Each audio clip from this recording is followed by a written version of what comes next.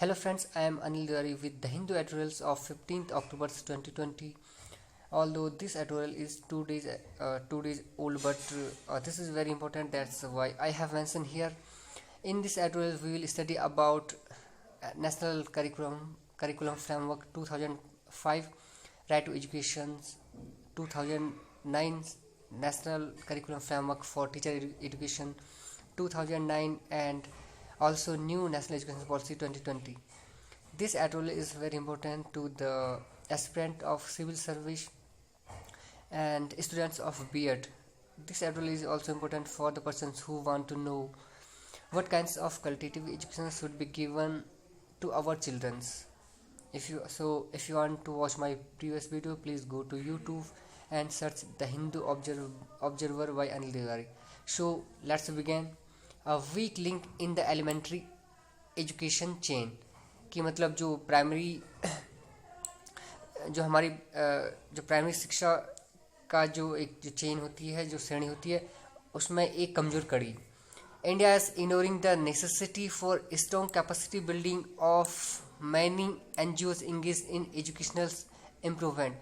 अब क्या होता है कि आपको पता है कि कई एनजीओज होते हैं जो क्या करते हैं कि जो हमारी जो शिक्षा के क्षेत्र में काम करते हैं, जो मतलब शिक्षा की गुणवत्ता में सुधार करने के लिए काम करते हैं. कैसे जो बच्चे इस एजुकेशन से, प्रारंभिक शिक्षा से वंचित हो जाते हैं, उनको स्कूल तक पहुंचाने का काम करते हैं. तो इंडिया में लाखों एनजीओ ऐसे हैं जो एजुकेशन के सेक्टर में काम कर रहे हैं. तो ये कह रहे हैं कि जो एनजीओ जो हमारे एजुकेशन इम्प्रूवमेंट में बहुत बड़ा रोल प्ले करते हैं. इंडिया क्या कर रहा है कि उनकी जो कैपेसिटी है, जो स्ट्रॉन्ग कैपेसिटी है उनकी, उसे कहीं ना कहीं इग्नोर कर रहा है. मतलब उन एनजीओज की इम्पोर्टेंस को, कि शिक्षा के क्षेत्र में उनका कितना बड़ा योगदान है, उसको कहीं ना कहीं इग्नोर कर रहा है, कहीं ना कहीं नज़रअंदाज कर रहा है.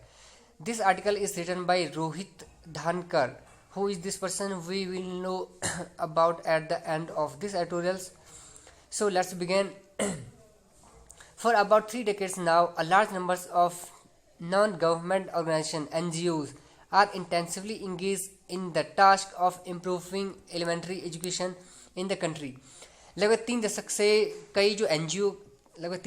कई एनजीओ जो होते हैं, जो गैर सरकारी संगठन होते हैं, वो हमारे देश की जो एलिमेंट्री एजुकेशन है, जो प्राइमरी शिक्षा है, उसको इम्प्रूव करने में लगे हैं. A paper in the Economics and Political Weekly of May 2005 titles How Large is India's Non-Profit Sector. अब मई 2005 में एक पेपर आया था, मतलब जिसका मतलब टाइटल था How Large is India's Non-Profit Sector. कि इंडिया का जो नॉन प्रॉफिट सेक्टर है, जो मतलब प्रॉफिट के लिए काम नहीं करता है, वो कितना बड़ा है. इसका टाइटल ये था, मैंने उसका सेक्टर कितना बड़ा है. So it estimates about 3 million paid worker in voluntary sector through 1.2 million organisation. यानी कि लगभग इसके अनुसार लगभग 3 मिलियन यानी कि 30 लाख जो पेड वर्कर्स होते हैं, वो वॉलंटरी मतलब 1.2 मिलियन यानी कि 12 लाख संगठनों में काम करते हैं. यानी कि 12 लाख संगठन जो नॉन प्रॉफिट ऑर्गेनाइजेशन है, उनमें लगभग 3 मिलियन की 30 लाख लोग काम करते हैं. The papers estimate that 20.4% of this workforce about 6 lakh worker is engage in education. इस पेपर ने ये अनुमान लगाया कि लगभग 20.4 जो % वर्कफोर्स, यानी कि लगभग 6 लाख वर्कर्स, वो एजुकेशन के क्षेत्र में काम कर रहे हैं. According to a newspaper report, India has 31 lakhs NGOs, more than double the numbers of schools. अब इंडिया में लगभग 31 लाख एनजीओ काम कर रहे हैं. गैर सरकारी संगठन होते हैं, वो काम कर रहे हैं, जो कि स्कूलों की संख्या से दोगुना है. मतलब August 1, 2015, the numbers of NGO in the country was more than 31 lakhs, more than double the numbers estimated in the above mentioned paper. अब इंडिया में क्या है कि लगभग 31 लाख से ज़्यादा, पूरे देश में 31 लाख से ज़्यादा एनजीओ जो गैर सरकारी संगठन काम करते हैं, जो कि ऊपर मेंशन करी थी, उससे लगभग दोगुना है. मतलब with this data it should be a safe guess to estimate that there are now more than 12 lakhs NGO workers engaged in education, even if there could be only 50% of them in school education, and the reminders involved in improving reach the quality. तो ये gas लगाना बड़ा सही होगा या gas लगाना बड़ा safe होगा कि लगभग जो 12 लाख एनजीओज वर्कर हैं वो एजुकेशन के क्षेत्र में काम कर रहे हैं. मैंने 12 लाख एनजीओज वर्कर जो गैर सरकारी संगठन के जो वर्कर्स हैं, जो कार्यकर्ता हैं, वो एजुकेशन के सेक्टर में काम कर रहे हैं. यदि अगर हम ये कहें कि लगभग उनमें से 50% जो वर्कर्स हैं वो स्कूल एजुकेशन में काम कर रहे हैं, और जो बाकी बचे 50% लोग वो एजुकेशन की क्वालिटी को कैसे इम्प्रूव किया जाए, कैसे जो बच्चे मतलब एलिमेंट्री एजुकेशन से वंचित हैं उनको प्राइमरी स्कूल तक पहुंचाया जाए, उसमें काम कर रहे हैं. The lower end of estimate numbers of NGO staff working for the improvement of quality and reach in elementary education must be over 3 lakh. अगर हम मिनिमम भी देखें, अगर हम लोअर एस्टिमेट भी लगाएं तो कम से कम 3 लाख जो वर्कर्स हैं वो क्या कर रहे हैं कि वो एजुकेशन की क्वालिटी को इम्प्रूव करने के लिए, और जो बच्चे प्राइमरी एजुकेशन से एलिमेंट्री एजुकेशन की फ्रॉम क्लास 1 to 8 तक बच्चों को कैसे एलिमेंट्री एजुकेशन दी जाए उस पर काम कर रहे हैं. लगभग 3 lakh workers. Elementary education means primary education plus upper primary education, यानी कि कक्षा 1 से 8 तक की जो शिक्षा दी जाती है इंडिया में बच्चों को, उससे एलिमेंट्री एजुकेशन या प्रारंभिक शिक्षा मानी जाती है. स्कोप ऑफ वर्क, अब क्या कार्य क्षेत्र इनके. It is most probable that these workers are engaged in direct teaching in classroom, demonstrating various activities and methods of teachers, conducting teachers workshop and so on. अब क्या होता है कि एक शब्द यहाँ पे probable मीन्स होता है पॉसिबल. अब ये जो वर्कर्स होते हैं, जो एनजीओ वर्कर्स होते हैं, ये कहाँ का काम करते हैं. ये तो एक तो डायरेक्ट टीचिंग, क्लासरूम में डायरेक्ट टीचिंग कराते हैं बच्चों को, मतलब डायरेक्ट बच्चों को पढ़ाते हैं. कई स्कूलों में ये डायरेक्ट क्लासरूम में जाकर बच्चों से डायरेक्ट इंटरेक्शन करते हैं, उनको पढ़ाते हैं. कई एक्टिविटीज़ डेमोस्ट्रेट करते हैं, कई एक्टिविटीज़ को ये दिखाते हैं, दर्शाते हैं बच्चों को कैसे एक्टिविटीज़ करनी होती है, उनको सिखाते हैं. और कई जो टीचर्स के जो मेथड्स होते हैं उनको भी वो वहाँ पर दिखाते हैं कि किस तरह से बच्चों को हम पढ़ा सकते हैं, इस तरह से हम बच्चों को पढ़ा सकते हैं, जैसे लर्निंग बाय डूइंग हो गया, इस तरह के एक्टिविटीज़. साथ ही साथ कई टीचर वर्कशॉप ये कंडक्ट कराते हैं, टीचर वर्कशॉप जो होती है उनको संचालित करते हैं. Most NGO and large foundations believe that these people work as catalysts and influence in the functioning of the system. अधिकांश NGOs और जो large foundations ये मानते हैं कि जो NGOs होते हैं, जो गैर सरकारी संगठन होते हैं, ये कैटलिस्ट का काम करते हैं, और जो हमारे सिस्टम का जो कार्य होता है, जो हमारे जो शिक्षा तंत्र का जो काम होता है, जो एजुकेशन सिस्टम का जो फंक्शन होता है, उससे कहीं ना कहीं इन्फ्लुएंस करते हैं, प्रभावित करते हैं ये NGOs. For various reason they are suppose to be more effective than regular employ in the government system. अब कई ऐसे कारण हैं जिनके आधार पर हम ये मानते हैं कि जो रेगुलर एम्प्लॉय होते हैं एजुकेशन सिस्टम में, जो गवर्नमेंट सिस्टम है, जो रेगुलर एम्प्लॉय होते हैं, उनकी तुलना में ये बहुत ज़्यादा प्रभावी होते हैं. मतलब जो एनजीओज वर्कर्स होते हैं उनको जो गवर्नमेंट टीचर्स होते हैं या जो गवर्नमेंट सिस्टम में काम करते हैं उनसे ज़्यादा अफेक्टिव और प्रभावी माना जाता है. This is a lot of discussions around education and continuous professional development of teachers. अब क्या होता है कि बहुत सारा हमारा जो एजुकेशन है उस पर बहुत सारा डिस्कशन होता है. साथ ही साथ जो कंटिन्यूस प्रोफेशनल डेवलपमेंट होता है टीचर के, मैंने टीचर अगर एज ऑन अ ड्यूटी काम कर रहा है, मतलब टीचर अगर बच्चों को पढ़ा रहा है तो उसके पढ़ाने के दौरान टीचर्स को भी ट्रेनिंग दी जानी चाहिए कि कैसे वो अपनी टीचिंग मेथड्स को इन्हांस कर सकता है, कैसे वो अपने नए टीचिंग मेथड्स को स्कूल में, क्लास में अप्लाई कर सकता है. इस पर बहुत सारा डिस्कशन होता रहता है. These NGOs workers have a significant part in the CPDT, for example, in annual in-service training and pedagogy improvement workshop. अब इन एनजीओज का जो CPDT होता है, जो कंटिन्यूस प्रोफेशनल डेवलपमेंट होता है टीचर्स के लिए किया जाता है कि उनका जो प्रोफेशन है पढ़ाने का, उसको लगातार कैसे इन्हांस किया जाए, कैसे इम्प्रूव करा जाए, उसको इन्हांस करने में इन एनजीओज वर्कर का बहुत बड़ा रोल माना जाता है। जैसे कि टीचर ट्रेनिंग होती है, एनुअल टीचर ट्रेनिंग होती है, मतलब उनको सर्विस के दौरान टीचर्स को बीच बीच में ट्रेनिंग दी जाती है। और जो पैडागोजी इम्प्रूवमेंट वर्कशॉप होते हैं कि जो पैडागोजी होते हैं, जो पढ़ाने का मेथड होता है, pedagogy is a teaching method, पढ़ाने का जो मेथड होता है टीचर्स का, उससे ट्रेनिंग के माध्यम से मजबूत किया जाता है और इन्हांस किया जाता है, इम्प्रूव करा जाता है इन एनजीओ वर्कर्स की हेल्प से।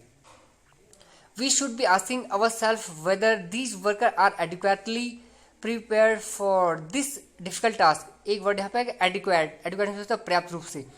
अब हमें खुद से ये सवाल पूछना चाहिए कि जो एनजीओ वर्कर्स होते हैं, क्या वास्तव में ये इस डिफ़िकल्ट टास्क के लिए, इस डिफ़िकल्ट काम के लिए क्या वो प्रिपेयर्ड होते हैं, क्या वो तैयार होते हैं कि मतलब उनको टीचर्स को ट्रेन करना है, मतलब टीचर्स को विभिन्न प्रकार की पैडागोजी, विभिन्न प्रकार के टीचिंग मेथड बताने हैं कि कैसे वो अपने टीचिंग मेथड्स को इन्हांस कर सकते हैं। क्या वो एनजीओ वर्कर्स उनको वो उस तरह की जो टैक्टिक होती है वो आती है। As an example, let us take quality improvement which is currently the biggest concern in education. उदाहरण के लिए हम ले लेते हैं क्वालिटी एजुकेशन की, मतलब शिक्षा की गुणवत्ता, किस तरह की गुणात्मक शिक्षा बच्चों को दी जानी चाहिए, जो कि पूरे देश में एजुकेशन में एजुकेशन में एक जो डिबेट का मुद्दा रहा है कि किस प्रकार की जो क्वालिटी एजुकेशन बच्चों को दी जानी चाहिए। वो अब तक क्या है कि एक बहुत बड़ा कंसर्न बना है, बहुत बड़ी प्रॉब्लम बनी है हमारे एजुकेशन सिस्टम में। Anyone who can successfully contribute to improvement of educational quality must have some idea of what educational quality happens to be।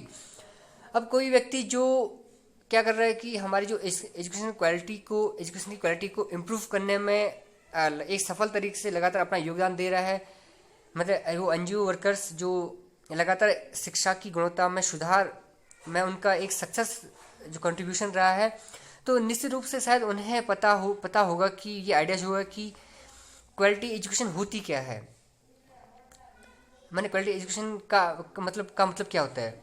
A very common notion of what good quality education is in our society is based on a high score in the board examination।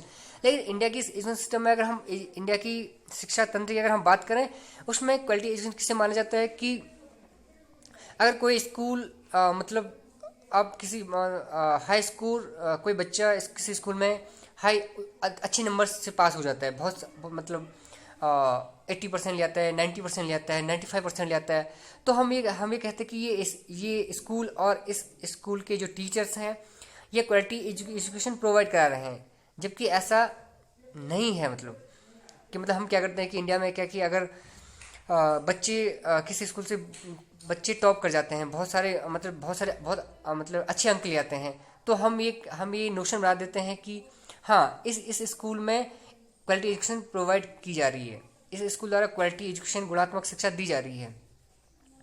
Suppose the curriculum is irrelevant to the life of people as it is often claimed, would it still indicate high quality. अब एक यहाँ पे word आ रखा है irrelevant unnecessary and not important. अब for example जो curriculum स्कूलों में बच्चों को पढ़ाया जा रहा है वो क्या है कि लोगों की लाइफ से बिल्कुल इररिलेवेंट है, अनावश्यक है। मतलब वो करिकुलम हम बच्चों को स्कूल में पढ़ा रहे हैं वो बच्चों की लोगों की जो लाइफ होती है वो लाइफ से उसका कोई रिलेशन है ही नहीं, दूर तक उस करिकुलम का, उस पाठ्यक्रम का कोई रिलेशन है ही नहीं है। तो क्या इसके बाद भी हम ये कह सकते हैं कि ऐसा क्लेम करा जाता है कि इंडिया में जो अभी एजुकेशन सिस्टम है वो जो करिकुलम बच्चों को पढ़ाया जाता है वो क्या है कि वो इररिलेवेंट है, यानी कि अनावश्यक है। मतलब वो बच्चों जो लाइफ जो हमारे जो एक ह्यूमन लाइफ है उससे संबंधित नहीं है। तो इसके बाद भी अगर हम ये कह सकते हैं कि ये क्वालिटी एजुकेशन है, अगर हम इरिलेवेंट या अनावश्यक करिकुलम बच्चों को पढ़ा रहे हैं और उसके बाद बच्चे टॉप कर जाते हैं, तो हम ये कह सकते हैं कि इस तरह की एजुकेशन क्वालिटेटिव है। क्या इस एजुकेशन में क्वालिटी है? Further, suppose that high scoring is achieved by subjecting children to severe punishment and stress, would it still remain in an indicators of high quality? अब इसके अलावा अब क्या कभी कभी क्या करते हैं कि हम बच्चों को अच्छे मार्क्स पाने के लिए, अच्छे नंबर्स लेने के लिए उनको क्या करते हैं कि बहुत सारा पनिश करते हैं, उनको दंडित करते हैं, उनको स्ट्रेस तनाव देते हैं, बहुत सारा तनाव देते हैं, बहुत सारा प्रेशराइज उनके ऊपर करते देते हैं। तो इसके बाद जैसे आपने देखा होगा कई घरों में कई फैमिलीज में क्या होता है कि बच्चों की ओर पढ़ाई के लिए बहुत सारा प्रेशर बनाया जाता है, बहुत दबाव दिया जाता है, उसको बहुत डिसिप्लिन किया जाता है, बहुत स्ट्रिक्ट माहौल बनाया जाता है, चाहे वो घर में हो चाहे वो स्कूल में हो। इसके बाद अगर बच्चा हाई स्कोर लाता है मैंने बोर्ड एग्जामिनेशन में या तो लेकिन वो डिप्रेस रहता है, तो इसके बाद हम ये कह सकते हैं कि इस तरह की एजुकेशन में क्वालिटी है? क्या इस तरह की एजुकेशन भी क्वालिटेटिव है? If the response to last two questions is negative, then we can conclude that appropriateness of curriculum and pedagogy also need to be considered in defining quality of education. एक word यहाँ पर का appropriateness होता है to give priority to someone और something, किसी चीज़ को प्रायोरिटी देना, किसी चीज़ को प्राथमिकता देना। अब जो ऊपर के जो ये दो सवाल हैं कि एक तो कि अगर हम बच्चों को अनावश्यक करिकुलम, इरिलेवेंट करिकुलम पढ़ा रहे हैं, उसके बाद बच्चे अगर टॉप कर जाते हैं तो हम क्या उसे क्वालिटेटिव एजुकेशन बोलेंगे? दूसरा सवाल, अगर बच्चों को हम बहुत सारा प्रेशराइज करते हैं हाई मार्क्स लेने के लिए, या बच्चों पर बहुत सारा दबाव देते हैं, बच्चों को प्रेशराइज करते हैं, चाहे मॉरली बच्चों को प्रेशराइज करते हैं, उन पर दबाव बनाते हैं हाई स्कोर अच्छे नंबर पाने के लिए, तो क्या इस तरह की एजुकेशन भी क्वालिटेटिव है? तो अगर इस तरह के सवालों का जो जवाब अगर नेगेटिव है, इस तरह के सवालों का जवाब अगर नाम है, तो ये बहुत ज़रूरी है कि हमें जो पैडागोजी यानी कि जो टीचिंग मेथड्स होता है और जो करिकुलम है, हमारा जो पाठ्यक्रम है, उस पर बहुत सारा फोकस करने की ज़रूरत है, उसको इम्प्रूव करने की ज़रूरत है। यदि हम क्वालिटी ऑफ एजुकेशन को डिफाइन करें, यदि हम क्वालिटी ऑफ एजुकेशन की बात करें, उसको डिफाइन करें, तो हम इन दो शब्दों को यानी करिकुलम की कैसा होना चाहिए और पैडागोजी किस तरह से बच्चों को पढ़ाया जाना चाहिए, इसको हम इग्नोर नहीं कर सकते हैं। इसको भी ध्यान में रखते हुए हमें क्वालिटी एजुकेशन को डिफाइन करना होगा। करिकुलम मतलब किस तरह का सब्जेक्ट मैटर बच्चों को पढ़ाया जाना चाहिए स्कूलों में, और पैडागोजी मतलब किस तरह से बच्चों को किस तरह की टीचिंग मेथड अप्लाई की जानी चाहिए बच्चों को पढ़ाते समय। But how do we know that good और appropriate curriculum and pedagogy are? लेकिन अब हमें कैसे ये पता चलेगा कि एक अच्छा करिकुलम क्या है और किस तरह की हमारी पैडागोजी क्या है, मतलब एक अच्छी पैडागोजी और अच्छा करिकुलम क्या है, हमें कैसे पता चलेगा ये? On what criteria can be decide that? किस तरह के वो मानक होंगे, किस तरह के वो क्राइटेरिया होंगे कि ये एक अच्छा करिकुलम है, ये एक क्वालिटेटिव करिकुलम है और ये एक अच्छी पैडागोजी है? तो किस तरह के मानक के आधार पर हम इनको डिसाइड करेंगे, ये भी ज़रूरी है। की डॉक्यूमेंट्स फ्रेमवर्क, इनके मुख्य जो डॉक्यूमेंट्स और फ्रेमवर्क है, इनकी रूपरेखा। The 4 documents currently providing a framework of principles, guidelines and legal stipulation to deal with such questions are the NCF 2005, the Right to Education 2009, and National Curriculum Framework T for Teacher Education 2009 and National Education Policy 2020। अब 4 ऐसे document हैं यहाँ पर, 4 जो मुख्य document हैं जो क्या करते हैं कि एक वर्ड यहाँ पे आएगा स्टिपुलेशन में कंडीशंस, रूल्स, लॉ, जो एक ऐसा जो मतलब हमारे प्रिंसिपल्स हैं, जो हमारे सिद्धांत है, जो हमारे गाइडलाइंस है, और जो लीगल लॉ होते हैं, जो लीगल कंडीशंस हैं, जो एक इनको मिलाकर एक सिस्टम तैयार करते हैं, एक फ्रेमवर्क तैयार करते हैं, जो इस तरह के जो सवाल हैं उनको डील करने में बहुत सारी हमारी हेल्प करते हैं। मतलब 4 ऐसे डॉक्यूमेंट जिनके आधार पर हम जो सवाल हमने ऊपर उठाए थे क्वालिटी एजुकेशन को लेकर, उसको कहीं ना कहीं सॉर्ट आउट करने में या उनका सॉल्यूशन ढूंढने में ये 4 डॉक्यूमेंट्स हेल्प कर सकते हैं। अब वो 4 डॉक्यूमेंट्स क्या क्या हैं? पहला डॉक्यूमेंट्स है नेशनल करिकुलम फ्रेमवर्क, यानी कि जो राष्ट्रीय पाठ्यचर्या की जो रूपरेखा है 2005, पहला डॉक्यूमेंट वो है। दूसरा डॉक्यूमेंट है right to children to free and compulsory education, यानी कि RT एक्ट 2009। तीसरा डॉक्यूमेंट है national curriculum framework for teacher education 2009, इनके NCFTE 2009। और चौथा डॉक्यूमेंट जो है नेशनल एजुकेशन पॉलिसी 2020 NAP 2020। ये 4 डॉक्यूमेंट्स ऐसे हैं जो हमारे ऊपर के जो कुछ सवाल हैं क्वालिटी एजुकेशन को लेकर, इनको डील करने में हमारी हेल्प कर सकते हैं। Even if the NCF and NCFTE change in the near future, the new documents are likely to have much in common with the present ones.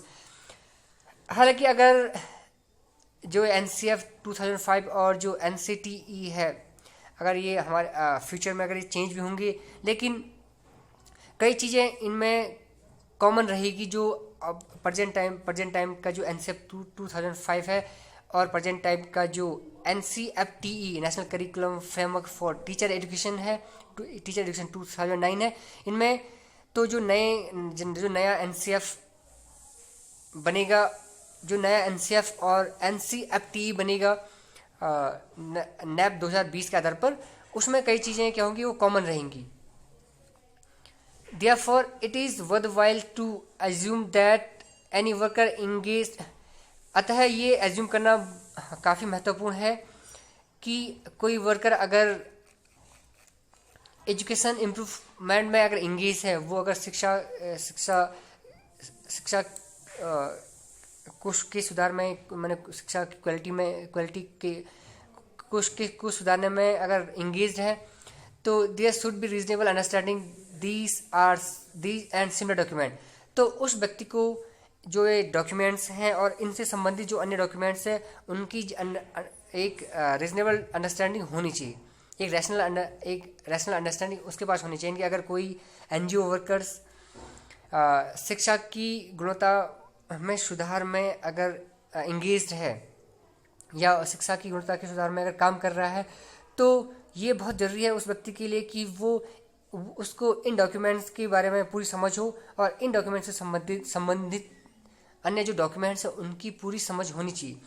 So let's us take an example for each one of this documents to see what is involve.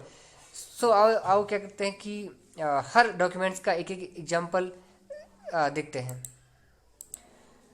Regarding pedagogy, the RT in section 29E recommends, अब जो pedagogy को लेकर, यानी कि जो teaching methods है, किस तरह का मेथड बच्चों को पढ़ाने के लिए अप्लाई किया जाना चाहिए, तो इसमें जो राइट टू एजुकेशन 2009 है, वो क्या रिकमेंड करता है, क्या सिफारिश करता है? लर्निंग थ्रू एक्टिव, इसका जो सेक्शन 29E है, राइट टू एजुकेशन का जो सेक्शन 29E है, वो ये रिकमेंड करता, मतलब पेडागोजी को लेकर क्या रिकमेंड करता है कि learning through activities, discovery and exploration in a child friendly and child centre manners, कि बच्चों को मतलब चाइल्ड फ्रेंडली तौर पर एक चाइल्ड सेंटर्स मैनर तरीके से बच्चों को एक्टिविटीज़ के थ्रू सिखाया जाना चाहिए, बच्चों को डिस्कवरी के थ्रू सिखाया जाना चाहिए, और बच्चों को एक्सप्लोरेशन, वो खुद एक्सप्लोर करे चीज़ों को, उसके माध्यम से बच्चों को सिखाया जाना चाहिए। यानी कि जो राइट टू एजुकेशन का सेक्शन 29E ये कहता है कि बच्चों को एक्टिविटीज़ के थ्रू, एक्सप्लोरेशन के थ्रू, डिस्कवरी के थ्रू सिखाया जाना चाहिए, और जो एनवायरनमेंट होना चाहिए वो भी चाइल्ड फ्रेंडली और चाइल्ड सेंटर होना चाहिए। यानी कि हमारा जो मैनर है, जो हमारा बिहेव है बच्चों, वो चाइल्ड के प्रति हो, चाइल्ड के फेवर में हो और चाइल्ड सेंटर हो। To use this definition in school improvement, the NGO worker has to ask himself question such as, अब स्कूल इम्प्रूवमेंट में या विद्यालय सुधार में इस डेफिनेशन को यूज करने के लिए NGO को खुद से ये सवाल पूछना चाहिए कि डिस्कवरी क्या है, व्हाट इज डिस्कवरी क्या है, NGO वर्कर्स को खुद पता होना चाहिए। How and what can childrens learn through discovery, कि बच्चे डिस्कवरी के माध्यम से, यानी खोजबीन के माध्यम से क्या और कैसे वो सीख सकते हैं, बच्चे सीख सकते हैं। Does discovery methods have any limitations as a pedagogy, क्या जो डिस्कवरी मेथड्स है पेडागोजी का, क्या उसकी कोई लिमिटेशन होती है, उसकी कुछ सीमाएं भी होती है? Because discovery is also a method of pedagogy, तो क्या मतलब डिस्कवरी की कुछ लिमिटेशन होती है, कुछ सीमाएं होती है? Further the NCF recommends constructivist pedagogy, और जो एनसीएफ 2005 है वो कंस्ट्रक्टिव पेडागोजी की रिकमेंड करता है, मतलब एक रचनात्मक पेडागोजी की रिकमेंड करता है। कौन? NCF 2005। What is the constructivist methods of learning? अब लर्निंग की कंस्ट्रक्टिविस्ट मेथड क्या होता है? लर्निंग का जो रचनात्मकवाद जो तरीका होता है वो क्या होता है कि बच्चे क्रिएटिव बने, बच्चे खुद डिस्कवर करें चीज़ों को, बच्चे खुद चीज़ों को एक्सप्लोर करके सीखें। ये होता क्या है? Is it the same are recommended by NCF, क्या ये ऐसा ही है जैसा एनसीएफ 2005 ने रिकमेंड करी थी, एनसीएफ 2005 ने सिफारिश करी थी। रिकमेंड मीन्स होता है सिफारिश करना। On curriculum NEP 2020 paragraph 4.23 says, अब करिकुलम को लेकर या पाठ्यचर्या को लेकर जो जो नैप 2020 है, जो नेशनल एजुकेशन पॉलिसी जो नई अभी जो आई है, तो ये क्या रिकमेंड करता है? इसका जो पैराग्राफ 4.23 क्या कहता है? Certain subject skills and capacity should be learn by all student to become good, successful, innovative, adaptable and productive human beings in today's rapidly changing world. अब नेशनल एजुकेशन पॉलिसी 2020 का जो पैराग्राफ 4.23 ये कहता है कि कुछ सब्जेक्ट, कुछ skills और कुछ कैपेसिटी हर बच्चे को आनी चाहिए। जो स्किल, जो सब्जेक्ट और जो कैपेसिटी बच्चे को एक गुड ह्यूमन बींग्स, एक सक्सेसफुल ह्यूमन बींग, एक इनोवेटिव ह्यूमन बींग, एक एडेप्टेबल यानी कि एक अनुकूल जो हर वातावरण में अपने आप को एडेप्ट कर देता है, और एक प्रोडक्टिव ह्यूमन बींग बना सकता है, जो कि इस बदलते जो तेज़ी से जो हमारा वर्ल्ड जो चेंज हो रहा है, जो वर्ल्ड में जो तेज़ी से जो परिवर्तन हो रहा है, इसके आधार पर करिकुलम इस तरह का होना चाहिए कि वो एक अच्छे, एक सक्सेस, एक इनोवेटिव, एक एडेप्टेबल, एक प्रोडक्टिव ह्यूमन बींग्स को डेवलप करे, क्रिएट करे। इस तरह का करिकुलम बच्चों को पढ़ाया जाना चाहिए। ये जो नेशनल एजुकेशन पॉलिसी 2020 रिकमेंड करती है। दीज स्किल इंक्लूड, अब इन स्किल्स में इन कौशल्स में क्या क्या चीज़ें हैं, जैसे scientific temper and evidence based thinking, कि बच्चे में क्या हो, वैज्ञानिक स्वभाव हो, मतलब साइंटिफिक टेम्परामेंट हो, और साथ ही साथ एविडेंस बेस्ड थिंकिंग हो, ऐसे थिंकिंग जिसके कुछ एविडेंस हो। क्रिएटिव एंड इनोवेटिवनेस होना चाहिए, बच्चे में कुछ क्रिएटिवनेस होनी चाहिए, बच्चा इनोवेटिव होना चाहिए। Sense of aesthetics and art, एक वर्ड है एस्थेटिक्स होता है सौंदर्य, तो बच्चों में सौंदर्यता का और आर्ट्स का यानी कला का भी सेंस होना चाहिए। हेल्थ और न्यूट्रिशन का पर भी जोर दिया जाना चाहिए बच्चों की। स्पोर्ट्स पर ध्यान दिया जाना चाहिए। कोलैबोरेशंस एंड टीम वर्क बच्चों को सिखाया जाए, बच्चों को सिखाया जाना चाहिए कैसे हम वो एक दूसरे से कोलैबोरेट करें, एक दूसरे की हेल्प करें, कैसे एक दूसरे एज ए टीम वर्क काम करें। बच्चों में प्रॉब्लम सॉल्विंग और रीजनिंग और लॉजिकल रीजनिंग होनी चाहिए, बच्चों प्रॉब्लम सॉल्व करने की बच्चों में थिंकिंग होनी चाहिए, और साथ साथ लॉजिकल रीजनिंग बच्चों में डेवलप होनी चाहिए। वोकेशनल एक्सपोजर एंड स्किल, कि बच्चे वोकेशनली कुछ कर सकें, मतलब कुछ क्रिएटिव कर सकें। साथ साथ बच्चों के पास वोकेशनल स्किल भी होनी चाहिए, ताकि वो फाइनेंशियली, इकोनॉमिक तौर पर सेल्फ डिपेंडेंट हों बाद में बड़े होकर। डिजिटल लिटरेसी, मतलब बच्चों को डिजिटल यानी कि इंटरनेट, इनका थोड़ा ज्ञान, नॉलेज होना चाहिए। एथिकल्स एंड मॉरल्स रीजनिंग, बच्चों में कुछ एथिक्स होने चाहिए, बच्चों में कुछ मॉरल्स वैल्यूज बच्चों को दी जानी चाहिए। And also knowledge and practice of human and constitutional values and gender sensitivity, बच्चों में ह्यूमन वैल्यूज और कॉन्स्टिट्यूशनल वैल्यूज का ज्ञान हो बच्चों को, कि जो हमारे कॉन्स्टिट्यूशन में जो वैल्यूज हैं उनका बच्चों को नॉलेज होना चाहिए। जो ह्यूमन वैल्यूज होती है उनकी भी बच्चों को समझ होनी चाहिए, और उनको वो अपने डेली लाइफ में अप्लाई भी करें, प्रैक्टिकली उन वैल्यूज को अप्लाई भी करें। जेंडर सेंसिटिविटी होनी चाहिए बच्चों में, जो लैंगिक संवेदनशीलता बच्चों में होनी चाहिए।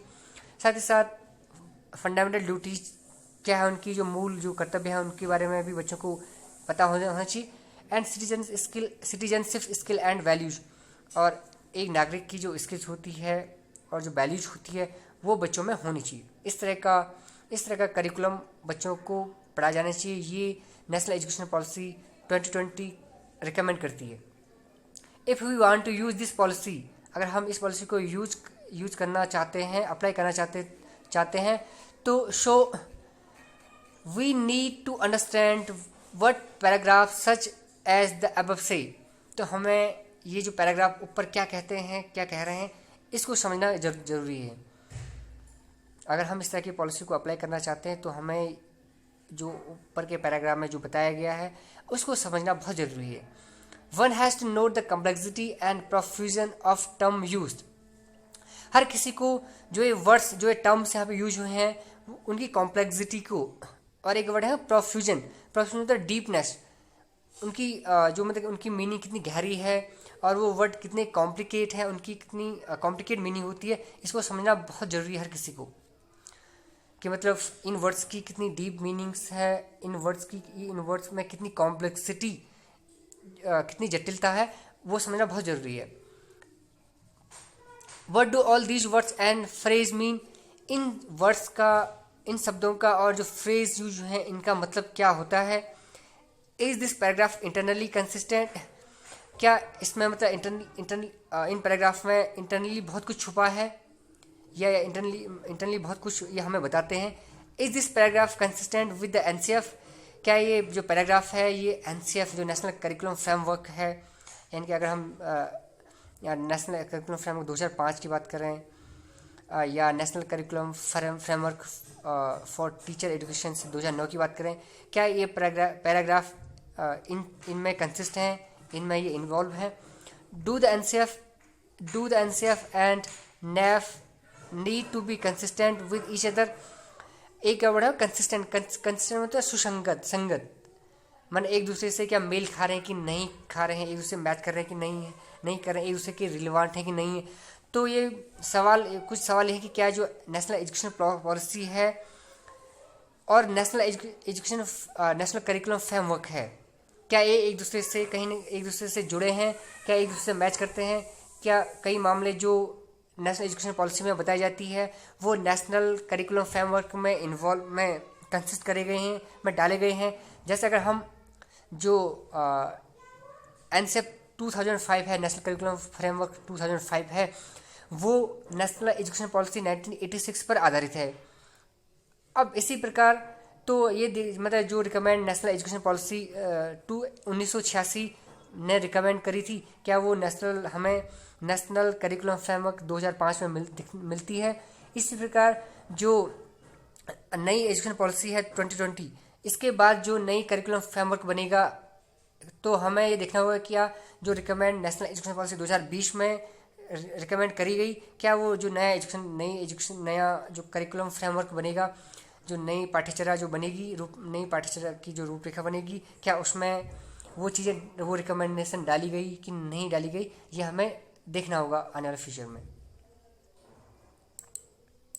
The paragraph from NEP 2020 also highlights certain aims of education, namely to make all children good, successful, innovative, adaptable and productive human beings in today's rapidly changing world।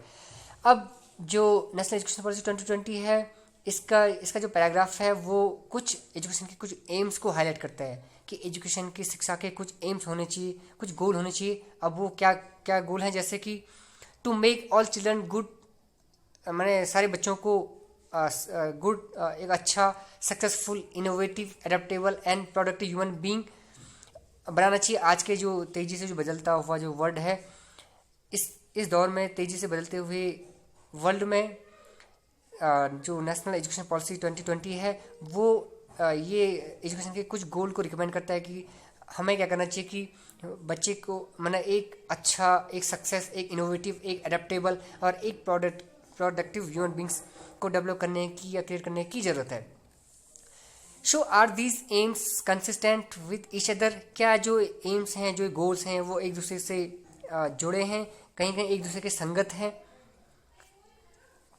कि मतलब मैंने ये सारे जो गोल हैं वो को एग्जिस्ट एक साथ बिना एक दूसरे को नुकसान पहुंचाए एक साथ एग्जिस्ट कर सकते हैं। Do they have any relative weightage, क्या इनका कोई रिलेटिव वेटेज, क्या इनका कोई मतलब वेटेज है, मैंने कोई फ़ायदा है, कोई एडवांटेज है। What if some schools produce children who are highly successful, innovative, adaptable, productive, extremely competitive, and uncaring for others? तब क्या जब कुछ स्कूल्स मतलब एक हाईली सक्सेस, एक इनोवेटिव, एक एडेप्टिव, एक प्रोडक्टिव, एक एक्सट्रीम कम्पिटिटिव बच्चे को डेवलप करते हैं, बट वो बच्चा क्या होता है कि दूसरों के प्रति केयर नहीं करता है, दूसरों के बारे में नहीं सोचता है, बस वो सिर्फ सेल्फिश होता है, सिर्फ अपने बारे में ही सोचता है, मतलब जो कोऑपरेट नहीं करता है एक दूसरे से। तो तब क्या होगा अगर कुछ स्कूल्स इस तरह के बच्चे को, इस तरह के ह्यूमन बींग्स को डेवलप कर रहे हैं जो एक्सट्रीमली कम्पिटिटिव है, हालांकि वो एडेप्टिव है, हालांकि वो इनोवेटिव है, प्रोडक्टिव है, सक्सेस है, लेकिन वो क्या करता है कि दूसरों की केयर नहीं करता है, अन्य लोगों की केयर नहीं करता है, दूसरों के बारे में नहीं सोचता है। तो would we be happy to call them good and consider such education to be highly quality education? तो क्या हम ये कहने से तब हमें खुशी होगी कि ये इस तरह की एजुकेशन अच्छी एजुकेशन है, मतलब ये और इस तरह की जो एजुकेशन है वो क्वालिटेटिव एजुकेशन है, कि अगर ऐसी शिक्षा जो मैंने highly competitive, adaptive, highly successful, productive human beings को डेवलप तो कर रही है, लेकिन वो क्या है कि वो दूसरों की केयर नहीं करता है, वो दूसरे लोगों की केयर नहीं करता। क्या हम इस तरह की एजुकेशन को क्वालिटेटिव एजुकेशन का नाम देंगे? शायद नहीं। The last example, the NCFTE page से that we need teachers who promote values of piece,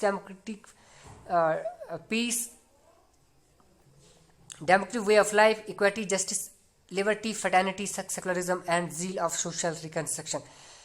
अंतिम जो एग्जाम्पल जो है जो रिकमेंड करती है NCFT यानी कि national curriculum framework for teacher education का पेज 23 रिकमेंड करता है कि वो एक रिकमेंड करता है कि हमें ऐसे टीचर्स की ज़रूरत है जो पीस की वैल्यूज क्या है, वैल्यूज ऑफ पीस को प्रमोट करे, लाइफ की डेमोक्रेटिक लोकतांत्रिक तरीके को, जीवन की लोकतांत्रिक तरीके को प्रमोट करे, इक्वलिटी को प्रमोट करे, जस्टिस को प्रमोट करे, लिबर्टी यानी कि फ्रीडम को प्रमोट करे, और फ्रैटर्निटी यानी कि भाईचारे को प्रमोट करे, सेकुलरिज्म को प्रमोट करे, और साथ ही साथ वो सोशल रिकंस्ट्रक्शन के लिए, सामाजिक निर्माण के लिए जील हो, एंथुजियास्टिक हो। मैंने वो क्या कि ऐसा टीचर जो क्या हो कि जो सोशल रिकंस्ट्रक्शन है, सामाजिक निर्माण के लिए भी हर टाइम तत्पर हो और सोशल निर्माण में इंटरेस्ट रखता हो। Are these two course one from national education framework, national education policy 2020 and the other from NCFTE compatibles with each other? क्या जो ये दो कोर्स हैं, जो दो आइडियाज़ हैं, एक तो जो नेशनल एजुकेशन पॉलिसी 2020 है और दूसरा आइडियाज़ जो national curriculum framework for teacher education recommend करते हैं, क्या वो एक दूसरे से कंपेटेबल हैं, एक दूसरे के कोएग्जिस्ट हैं? क्या वो रिकमेंडेशन एक साथ रहती है? मतलब जो नेशनल एजुकेशन पॉलिसी 2020 ये बोलती है कि हमें बच्चे को इनोवेटिव बनाना, एक इनोवेटिव, एक कम्पिटिटिव, इस तरह के बच्चे को हमें डेवलप करना है। लेकिन इसी तरह का जो नेशनल एजुकेशन जो NCFT 2009 है वो ये रिकमेंड करता है कि हमें मतलब ऐसा टीचर्स हो जो क्या करके जो लाइफ की डेमोक्रेटिक वे को प्रमोट करे, मैंने इक्वालिटी को प्रमोट करे, जस्टिस को प्रमोट करे, लिबर्टी को प्रमोट करे, सेकुलरिज्म को प्रमोट करे, फ्रैटर्निटी को प्रमोट करे। तो क्या ये जो दो कोट हैं वो को एग्जिस्ट हैं, एक साथ एक दूसरे संगत हैं, मतलब एक साथ रह सकते हैं? Are they emphasizing the same values or have significant difference with each others? क्या वे सेम वैल्यूज को ही एम्फेसाइज करते हैं, सेम वैल्यूज को ही प्रमोट करते हैं, या इनमें क्या होता है कि दूसरे इसमें कुछ इनकी जो रिकमेंडेशन होती है उनमें कुछ डिफरेंस होता है, कुछ विभेद होता है। नीड फॉर डीप इंसाइट, अब हमें और डीप इंसाइट और डीप नॉलेज की कंसिडरेशन की जरूरत होगी। It seems bringing about improvement in the quality of education is not a simple task that one can accomplish just by desire, hard work and interaction with teacher. अब ऐसा लगता है कि जो मतलब एजुकेशन की क्वालिटी में जो इम्प्रूवमेंट है वो एक सिंपल टास्क नहीं है। मतलब if you want to improve the quality of education, so this is not easy task. मतलब जिसे हमने सिंपली रिकमेंड कर दिया कि मतलब टीचरों से इंटरेक्शन करने के साथ साथ टीचर अगर हार्ड वर्क कर रहे हैं, टीचर से इंटरेक्शन कर रहे हैं, बस सिर्फ इसके आधार पर ही हम क्या कर सकते हैं कि एजुकेशन की क्वालिटी को मजबूत कर सकते हैं, एजुकेशन की क्वालिटी में इम्प्रूव कर सकते हैं। ये सिर्फ इससे नहीं हो सकता अकेले। मतलब to improve the quality of education is a difficult task. It seems to require answer to the plethora of question. ऐसा लगता है कि एक वर्ड है प्लेथरा से तो बहुत ज़्यादा, मैनी। तो ऐसा लगता है कि कई सवालों के मतलब अगर हमें एजुकेशन की क्वालिटी में इम्प्रूव करना है तो हमें कई सवालों के जवाब ढूंढने की ज़रूरत होगी। Could it be that our attempt for over 3 decades have failed at least partially because most people working for improvement do not have reasonable answers to such question. अब क्या मतलब जो अटेम्प्ट हमने पिछले 30 सालों से हम जो कर रहे हैं, यानी कि जो नए एजुकेशन पॉलिसी ने रिकमेंड करी थी 1986 की जो नैप है, तो क्या ये फेल हुई? अगर पूरी तरह से नहीं तो यानी कि कुछ आंशिक रूप से क्या ये जो हमारा अटेम्प्ट था एजुकेशन की क्वालिटी में इम्प्रूव करने का, क्या ये आंशिक तौर पर फेल हुआ है? क्योंकि कई लोग जो इम्प्रूवमेंट के लिए काम कर रहे हैं, जो एजुकेशन की क्वालिटी को इम्प्रूव करने के लिए काम कर रहे हैं, वो जो रीजनेबल क्वेश्चंस हैं, इस तरह के जो रीजनेबल क्वेश्चन है, जो रैशनल क्वेश्चन है, उनका जवाब देने में सक्षम नहीं है, कि वो उन सवालों के जवाब नहीं दे पा रहे। इसलिए हम कह सकते हैं कि शायद कहीं ना कहीं हमारी जो पिछले 30 सालों की जो मेहनत थी 30 साल, वो कहीं ना कहीं आंशिक तौर पर फेल हुई है। Just reading the documents may be adequate for a layman not engaged in education activities and teacher capacity building. सिर्फ जो डॉक्यूमेंट्स को पढ़ना, जो लेमेन होते, जो मतलब लेमेन होता है कॉमन साधारण आदमी जो कि एजुकेशन एक्टिविटीज में इंगेज नहीं है और टीचर कैपेसिटी बिल्डिंग में इंगेज नहीं है। मतलब ऐसे मतलब जो लोग क्या है कि एजुकेशन एक्टिविटीज में इंगेज नहीं है, साथ साथ टीचर कैपेसिटी बिल्डिंग में इंगेज नहीं है, तो सिर्फ इस तरह के जो डॉक्यूमेंट्स हमने अभी ऊपर पढ़े, जो नेशनल एजुकेशन पॉलिसी 2020 है, आपका NCEP 2005 है, राइट टू एजुकेशन 2009 है, और जो national curriculum framework for teacher education 2009 है, तो इन डॉक्यूमेंट्स को पढ़ना ही एक आम आदमी के लिए काफ़ी होगा। But for someone engage in CPDT a study of these documents alone, लेकिन जो व्यक्ति जो CPDT यानी कि जो टीचर जो ट्रेनिंग होती है उसमें अगर इंगेज्ड हैं, उनके लिए इन डॉक्यूमेंट को सिर्फ इन डॉक्यूमेंट्स की स्टडी करना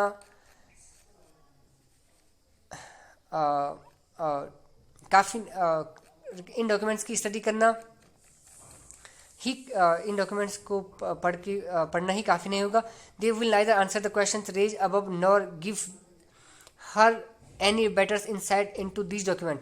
सिर्फ जो व्यक्ति जो टीचर की पैडागोजी को इन्हांस करने में काम करते हैं, या जो NGO वर्कर्स टीचर ट्रेनिंग को इन्हांस में, टीचर पैडागोजी को इन्हांस करने में काम कर रहे हैं, उनके लिए सिर्फ ये डॉक्यूमेंट पढ़कर न तो वो जो ऊपर जो सवाल उठाए गए थे उनका वो जवाब दे सकते हैं, और न ही वो इन डॉक्यूमेंट्स की एक डीप जो नॉलेज है वो रख सकते हैं। The positions taken in these and other such documents as well as in decision making in education are based on a vast repertoires of theoretical knowledge. अब इनमें जो पोजीशन ली गई और जो इन डॉक्यूमेंट्स और जो डॉक्यूमेंट्स ऊपर है,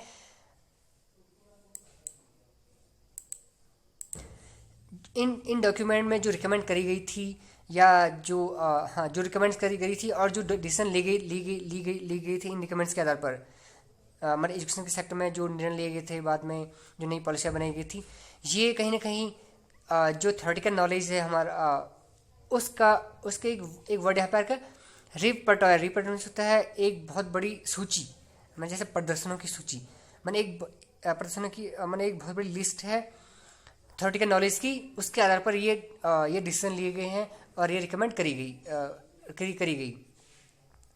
A major part of this theoretical knowledge is drawn from the philosophy of education, political theories, sociology of education, psychology of learning and development, and contextual understanding of the current needs of our society.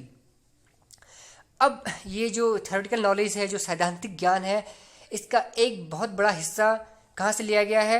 ये लिया गया है philosophy of education, यानी कि शिक्षा की philosophy क्या होनी चाहिए, इससे ली गई है। पॉलिटिकल थ्योरीज, जो राजनीतिक सिद्धांत होती है, उससे ली गई है। एजुकेशनल सोशोलॉजी क्या है, यानी कि शिक्षा का जो समाजशास्त्र है, उससे ली गई है।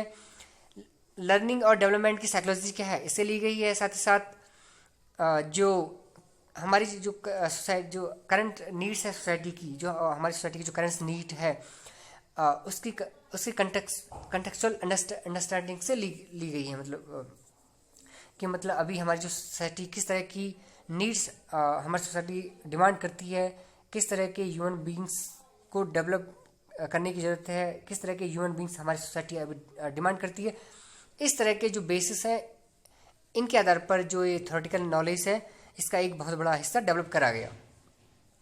Understanding an adequate part of all this and their implication for curriculum, pedagogy and teacher development becomes imperative to be effective and quality improvement to the contribute to good education. अब इन सब की जो एडुकेट, जो इनका एक बहुत बड़ा हिस्सा है, अगर इसको हमें समझना है, जो मतलब ऊपर हमने रिकमेंड करी, जो मतलब एजुकेशन की फ़िलासफ़ी है, जो एजुकेशन की सोशोलॉजी है, इन सबको अगर समझना है और साथ ही साथ इनको करिकुलम के लिए इनको अप्लाई करना है, करिकुलम में अगर हमें इनको अप्लाई करना है, तो पैडागोजी और टीचर डेवलपमेंट, पैडागोजी यानी शिक्षा शास्त्र, और यानी कि जो टीचिंग मेथड्स है, और टीचर डेवलपमेंट क्या, ये बहुत महत्वपूर्ण हो जाते हैं एक क्वालिटी इम्प्रूवमेंट के लिए, शिक्षा मतलब एक अच्छी एजुकेशन के लिए, और एजुकेशन में एक क्वालिटेटिव इम्प्रूवमेंट के लिए हमें बहुत ज़रूरी है कि हमें पैडागोजी और टीचर डेवलपमेंट पर फोकस करना होगा।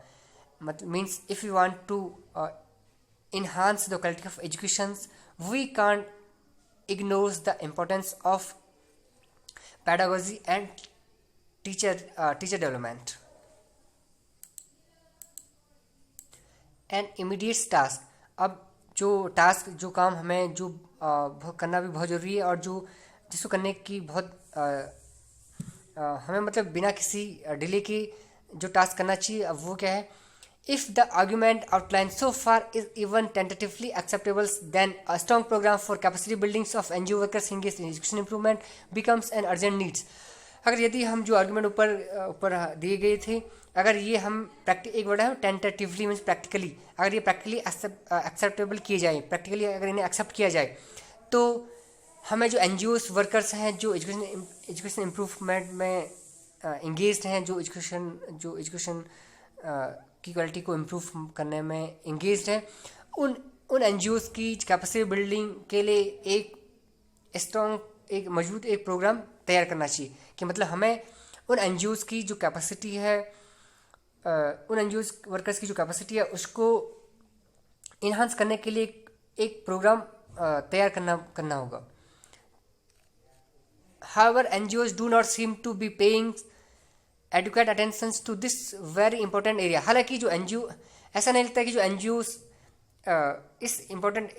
इस महत्वपूर्ण क्षेत्र में ध्यान दे रहे होंगे, मतलब उनका एडुकेट अटेंशन होगा कि वो अपनी इस कैपेसिटी को इन्हांस करें। NGOs को नहीं लगता होगा कि वो एजुकेशन के फील्ड में, या एजुकेशन फील्ड में, या क्वालिटी एजुकेशन जो एजुकेशन की क्वालिटी को इन्हांस करने के लिए जो काम कर रहे हैं, उनको कहीं ना कहीं खुद अपनी वो कैपेसिटी को इन्हांस करना होगा, पहले उस कैपेसिटी को डेवलप करनी होगी। ऐसा नहीं लगता कि एनजीओ इस बारे में काम कर रहे होंगे या सोचते होंगे।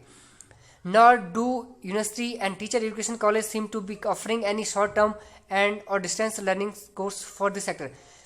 और नहीं ऐसा लगता है कि कई यूनिवर्सिटीज, विश्वविद्यालय और जो टीचर एजुकेशन कॉलेजेस हैं वो इस सेक्टर में कोई शॉर्ट टर्म या डिस्टेंस लर्निंग कोर्स ऑफर कर रहे होंगे, कि मतलब ऐसे कोर्सेज जो टीचर्स ट्रेनिंग को इन्हांस कर सकें, ऐसे कोर्स जो एनजीओस जो वर्कर्स हैं उनकी जो कैपेसिटी है उसको इन्हांस करें, उसको इम्प्रूव करें, मजबूत करें। ऐसा नहीं लगता अब तक कि कोई यूनिवर्सिटी या कोई टीचर एजुकेशन कॉलेज इस पे काम कर रहे होंगे। If we want to implement NEP 2020 presently leaving its merits and demerits aside and really want to see improvement in the quality of education available to our children, we need to pay very close attention to the capacity building of this vast workforce engaged in the field। और यदि अगर हम जो नई national education policy 2020 है, नई जो राष्ट्रीय शिक्षा नीति है 2020, अगर हम इसे लागू करना चाहते हैं और अगर हम इसके जो मेरिट्स क्या हैं, इसके डिमेरिट्स क्या हैं, उसको अभी अगर अलग साइड पर रख दें, उस पर ध्यान रख दें, तो हमें ये बहुत ज़रूरी होगा कि हमें और अगर हम जो क्वालिटी ऑफ एजुकेशन है, एजुकेशन की क्वालिटी पर अगर हम इम्प्रूव करना चाहते हैं तो अभी बहुत ज़रूरी है कि हमें जो वर्क फोर्स इस फील्ड में काम कर रहा है, जो वर्क फोर्स एजुकेशन के फील्ड में काम कर रहा होगा, उसकी कैपेसिटी बिल्डिंग पर हमें ध्यान देना पड़ेगा। उसकी कैपेसिटी बिल्डिंग को और इन्हांस करना पड़ेगा। यानी कि जो भी वर्क फोर्स, चाहे वो एनजीओस हो, चाहे वो टीचर्स हो, चाहे वो अन्य एजुकेशनल एम्प्लॉय हो जो एजुकेशन सेक्टर में काम करते हो, हमें सबसे पहले उनकी कैपेसिटी बिल्डिंग को इन्हांस करना होगा, कैपेसिटी बिल्डिंग को और मजबूत करना होगा, ताकि वो एजुकेशन की क्वालिटी को आगे जाकर इम्प्रूव कर सकें या एजुकेशन क्वालिटी को इम्प्रूव करने में अपना योगदान दे सकें। Without adequate preparations, the assumptions that the mere appointments of a person in NGOs and being placed in the field will automatically develop the capacity of these workers is incorrect, and in case of such injustice to them, to education system and to children in school। और अगर हम बिना adequate तैयारी के, बिना पर्याप्त तैयारी के हम ये एज्यूम कर लें कि हम सिर्फ एनजीओस में किसी व्यक्ति को अपॉइंट कर दें, किसी एनजीओस में किसी व्यक्ति को अपॉइंट कर दिया, और हम ये सोचें कि इसमें इस व्यक्ति की जो कैपेसिटी में ऑटोमेटिकली जब वो उसको अपॉइंट करेंगे तो ऑटोमेटिकली उसमें वो कैपेसिटी उसमें डेवलप हो जाएगी, वो कैपेसिटी ऑटोमेटिकली इन्हांस हो जाएगी। तो अगर हम ये सोचते हैं तो ये सोचना गलत होगा हमारा, कि हम ये सोचें कि सिर्फ हम किसी व्यक्ति को एनजीओ में अपॉइंट कर दें और वो व्यक्ति एजुकेशन के क्षेत्र में काम कर ले और धीरे धीरे उसमें जो उसकी जो कैपेसिटी है वो वहाँ उसमें काम करते करते डेवलप हो जाएगी या काम करते करते इन्हांस हो जाएगी। तो ये सोचना गलत होगा। और अगर हम ऐसा सोचते हैं या ऐसा करते हैं तो ये निश्चित रूप से this will be a sheer injustice to them. ये हम उनके साथ एक वर्ड यहाँ पर सीर होता है रियल, वास्तव में। तो हम उन लोगों के साथ क्या कर रहे हैं, अन्याय कर रहे हैं। उस व्यक्ति के साथ जिसको हम एनजीओ में अपॉइंट कर रहे हैं, उन व्यक्तियों के साथ हम अन्याय कर रहे हैं, उस एजुकेशन सिस्टम के साथ हम अन्याय कर रहे हैं। और स्कूल में जो बच्चे हैं उनके साथ अगर हम उनके साथ हम अन्याय कर रहे हैं, अगर हम सिर्फ ऐसा सोचते हैं कि हम सिर्फ किसी व्यक्ति को एनजीओस में अपॉइंट करने के बाद हम ये सोच लें कि उसमें जो एजुकेशन की क्वालिटी को इम्प्रूव करने की जो कैपेसिटी है वो ऑटोमेटिकली इन्हांस हो जाएगी, ये सोचना हमारा गलत होगा। और अगर हम ऐसा सोचते हैं तो ये बिल्कुल उनके साथ, उन व्यक्तियों के साथ, उस एजुकेशन सिस्टम के साथ और उन बच्चों के साथ अन्याय होगा। So this was the Hindi interpretations of this article which I have tried. This article is written by Rohit Dhankar, who is a professor in Azimji Premji University, Bangalore, and who is also a founder secretary, Digantars, Jaipur, Rajasthan. The views are expressed by these persons are personal. So सो जैसे कुछ NGO जैसे कि अजीम Prem ji NGO है, ये भी एक NGO है, अजीम जी Prem ji foundation. ये भी क्या करती कि एजुकेशन मैंने एजुकेशन की क्वालिटी में यानी क्वालिटेटिव एजुकेशन और साथ साथ टीचर्स पैडागोजी को इन्हांस करने के लिए किस तरह से बच्चों को पढ़ाया जाए, इसमें बहुत बहुत सक्रिय रोल निभाती है, बहुत अच्छा काम ये करती है। So I hope you have enjoyed this video. If you like this video, please comment, share and subscribe. Thank you.